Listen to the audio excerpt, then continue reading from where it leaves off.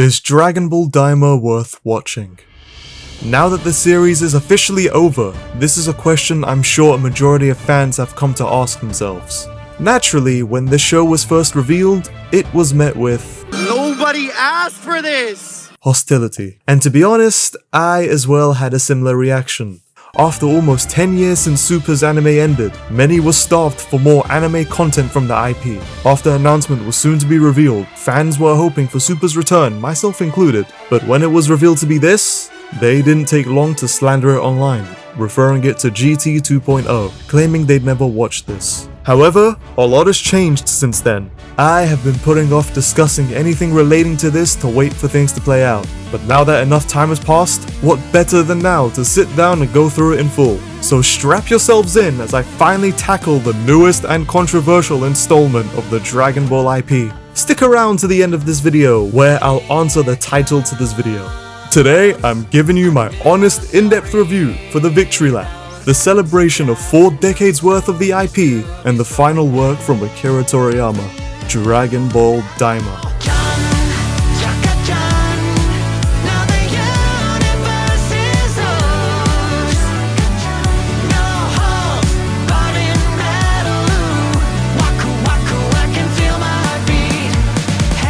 Before we begin, we need to get one thing straight.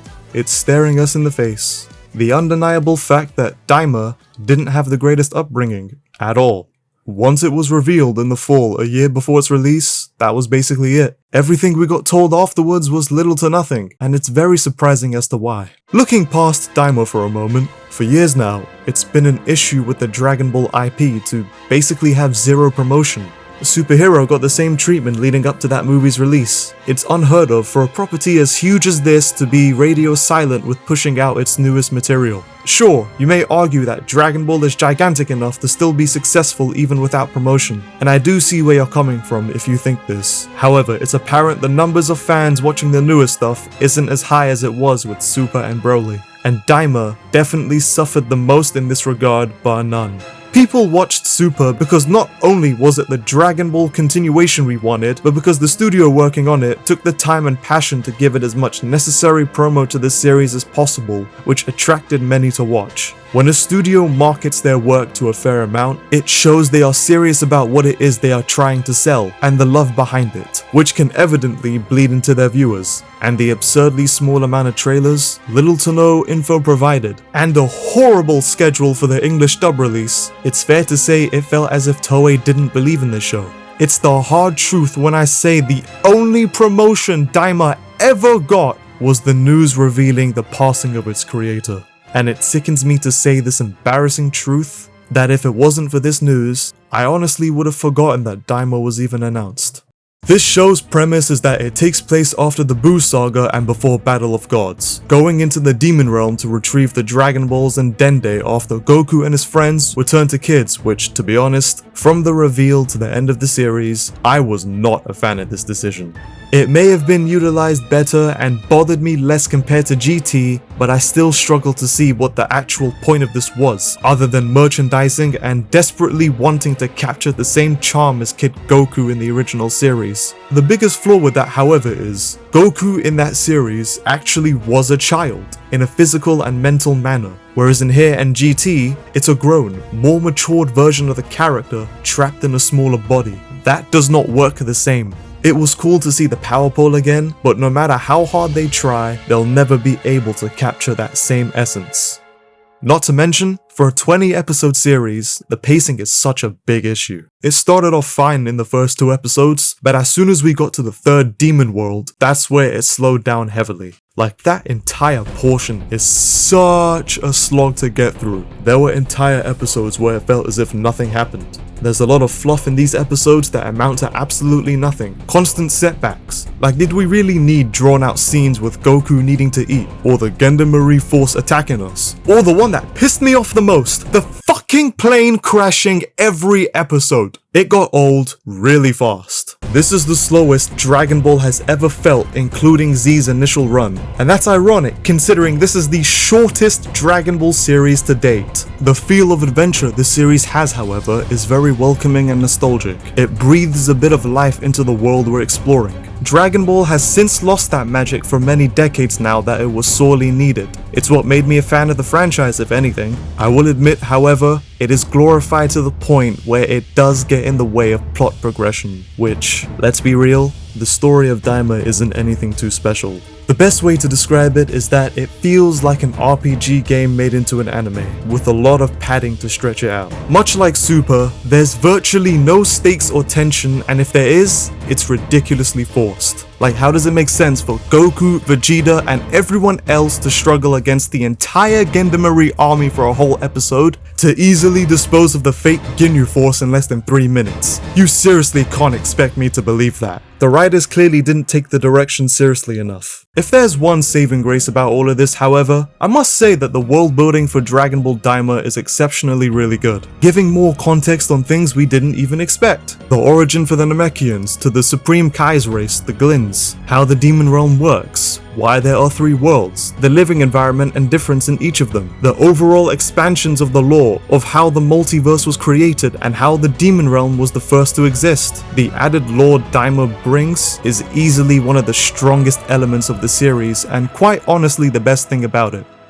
Up until this point, I've been criticizing the series quite a lot, but there's a lot of good about Daima that I enjoy a lot. I love the opening, quite a lot actually. It's a very fitting tribute, much like the ending. I love the humor additionally. There's a lot of moments that gave me genuine laughter. Toriyama clearly still had it in him. I really love the Tamagamis. The concept of guardians, battling those for it presents a challenge in obtaining them, making it less easier to find the Dragon Balls. It's such a fresh take in searching for them. They also brought in the best action sequences in not only this series, but all of modern Dragon Ball. Goku vs Tamagami 3 is a spectacle, and in my honest opinion, the best fight of Daima, no questions asked. The choreography, the animation, not too long or too quick, it was all perfect. The Tamagami 1 fight with the new margins were great in its own way, mainly from a humorous standpoint, and whilst Vegeta's fight with Tamagami 2 was the weakest, seeing him finally go Super Saiyan 3 and getting the first canon win with the form meant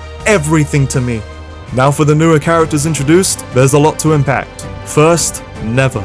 This character raised a lot of eyebrows and question marks. He is the most mysterious character by far. With such a shortage of screen time, he managed to remain memorable and will be so now that it's over. I do hope we see him again. Next, the elephant in the room, Glorio. So I don't love this character, I'm sort of indifferent to him. Despite admittedly being one of the main characters, I found that Glorio didn't really add much. For the majority of the series, he was meant to be a traitor for our heroes, and despite it being obvious he would aid us in the end, there was that sense of mystery and intrigue with him that we sadly never got answered. He has a cool design, and his fight with Goku was entertaining, but ultimately lacks in everything else. And Pansy, an honestly fun and upbeat character, even if she did overshadow Bulma quite a lot. Majin Buu and Ku, I love these two so much. They may even be my 2 favorite characters this whole series. I hated Ku's design much like everyone else, still do in fact. But as the episodes went by, I gotta say his personality not only sold me, it made me laugh so hard at times. I know everyone wanted Janemba,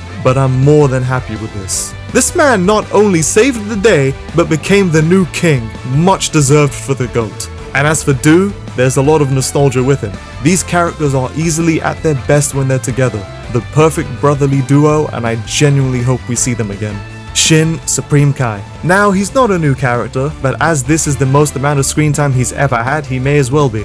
We always knew how and why he and the Supreme Kais were important, which is fair, yes, but honestly made Shin just feel like a plot device during Buu and most definitely Super. Whereas here, we actually got to delve more into him as a character and his origin, breathing a much needed personality into him. Now feeling like an actual person to care for. It's not much, but I greatly appreciated it. Degasu and King Goma. I'll be frank, I don't like these two at all. So a thing I really enjoyed about Dragon Ball's villains is how Toriyama had the ability to write great contrasting villains who can be goofy at times, but also make them imposing, terrifying, an actual threat so we the viewers can take them seriously, whereas Goma's just a clown like 100% of the time. Not only the fact he's a carbon bootleg ripoff for Pilaf, Garlic Jr. and Jiren, there's nothing compelling about him. He lacks any depth to his character. All we've seen him do is sit around, watch Dragon Ball Z and cry when things go wrong. And even after obtaining the third eye, his motives are still unclear and I still can't take him seriously.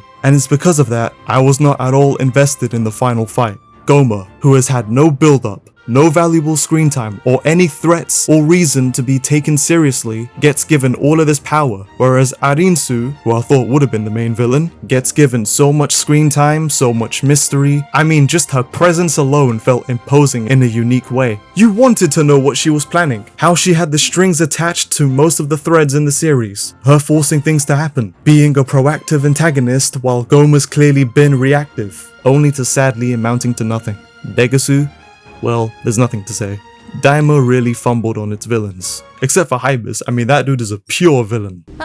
This series has so much wasted potential it's kinda sad to see. So many character arcs start only to abruptly end. Concepts such as the fusion bugs ultimately were thrown out of the window.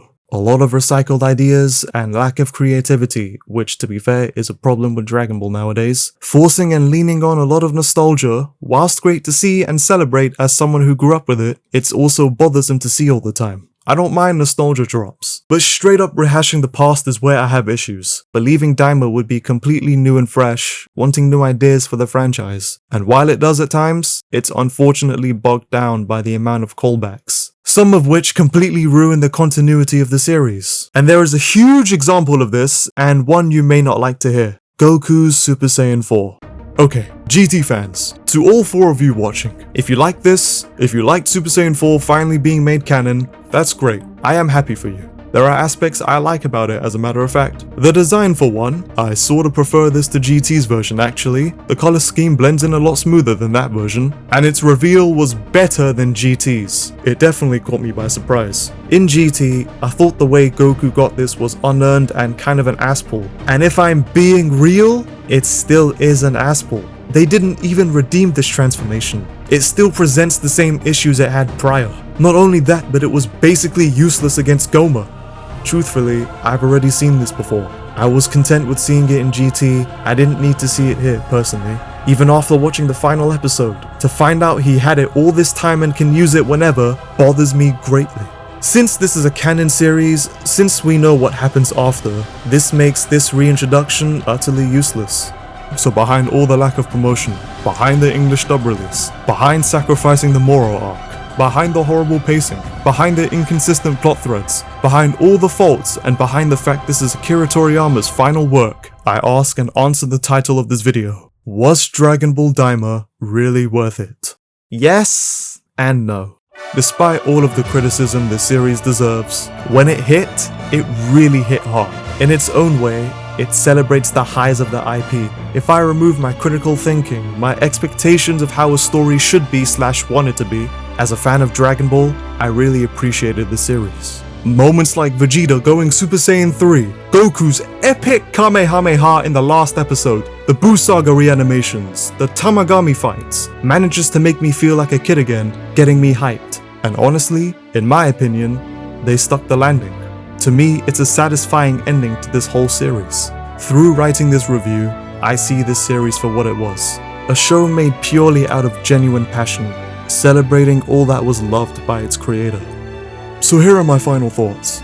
Dragon Ball Daima isn't perfect, not by any means. It is a series that goes on for too long whilst also not having enough room to breathe. It isn't a flawless series, and while it may look and have had a better production schedule compared to Super, that alone doesn't fix the sore thumbs that stick out. To hear from an interviewer that the story was only completed midway through the animation process speaks volumes to the way the Dragon Ball property is being handled these days. Whilst I believe this is an accessible series for attracting newer fans like they aimed for, I do believe prior knowledge is needed in getting a relative enjoyment and understanding when complete. However, despite the shortcomings, I really had fun watching this series. It wasn't what everyone wanted, but for what they decided to do, they did it quite well. It's plain as day that the animators, musicians, and overall team behind it took the time to make this something to write home.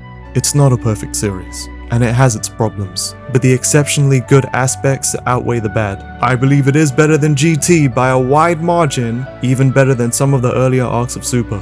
So was it worth it? Was Dragon Ball Daima worth watching? You're free to feel however you wish, but this is my answer. All that remains is one question. What's next? Where does Dragon Ball go from here? Maybe we'll finally get the return of Super. Maybe we'll get a remastered version of the old anime. Or maybe we'll get another new series like this. Who knows? Whatever the case may be, wherever the series goes from here, there's one thing that's crystal clear. Toriyama's Dragon Ball has now come to an end. It's no doubt a bittersweet feeling, but at least the memories left behind will always be as powerful as intended, and will never be forgotten. Thanks for watching.